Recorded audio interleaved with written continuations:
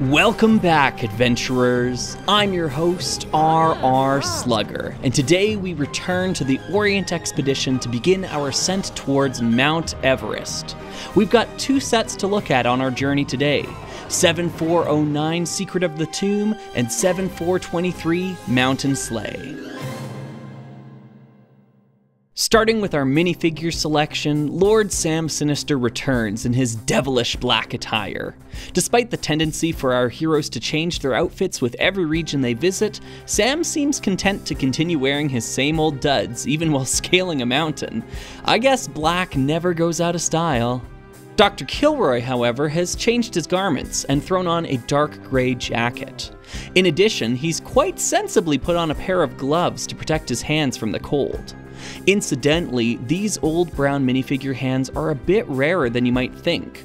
Aside from Dr. Kilroy and the Nesquik Bunny, these were only ever used in a few early Star Wars sets, making for quite the notable inclusion here today. While hindsight would lambast Sam Sinister for not wearing gloves, or glove, I suppose, we can't judge him too harshly here. As stated in the corresponding German radio drama, the Orient expedition takes place in the year 1925, and at that point in time, climbing Mount Everest was still a very new idea. The first formal British expedition had only taken place 4 years prior, with a few more attempts in the intervening years. By the close of 1924, the mountain had already claimed at least 10 lives, with George Mallory and Andrew Irvine being its latest victims. Indeed, 2024 marks the 100th year anniversary of this climb, and it's a summit bid that still remains speculatory. Sorry for the voluble tangent, but I find myself often engrossed in the stories of human endurance. Besides, I do think this helps provide us with some context to the sets we're looking at today. As a quick reminder, this isn't just me choosing to be pedantic about something.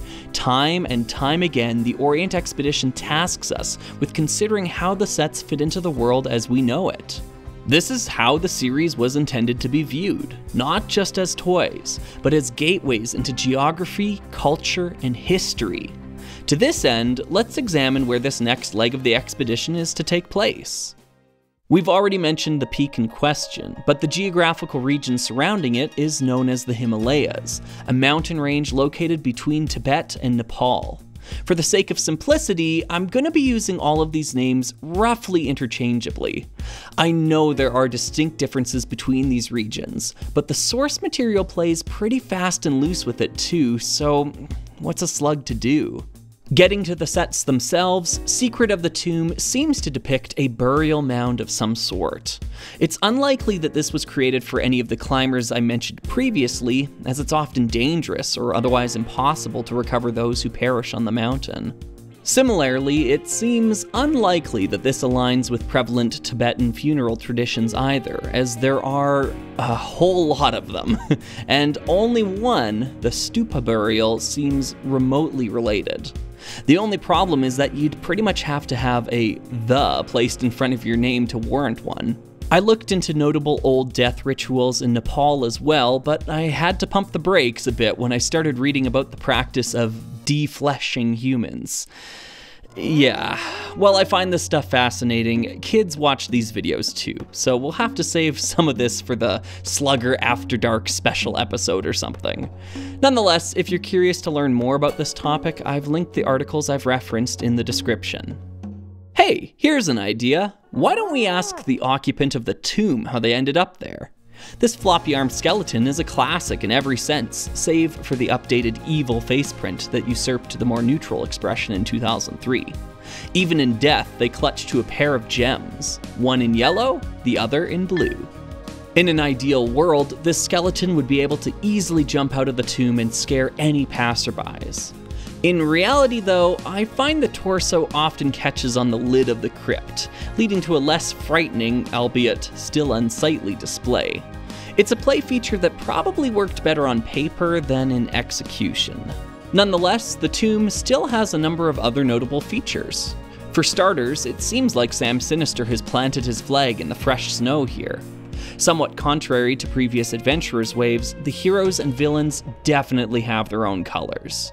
Johnny Thunder and gang will represent themselves with red throughout the series, whereas Sam Sinister will be rocking the yellow we see here. Coincidentally, there are some other yellow features of this build that form a motif, one we'll see within all other structures on this leg of the expedition. These 2x2 curved pieces fashion the semblance of a golden bell, which can often be seen adorning the exterior of a Nepalese temple. It's not one-to-one with the source material, but if we're feeling generous, we'll give the set designers a pass. As has become standard practice when looking at sets within the Orient expedition, let's examine some of the oddities that make up this build. Starting with these two 1x1 bricks. You'd be forgiven for assuming that this is the orange color LEGO still uses regularly to this day. However, these are in fact molded in medium orange plastic, and are featured within every structure on Everest. They both premiere and retire with this sub-theme, as medium orange sadly did not survive the Great Color Purge of 2004. Another piece retiring with the Orient Expedition line is this 1x2 log brick in the original brown color.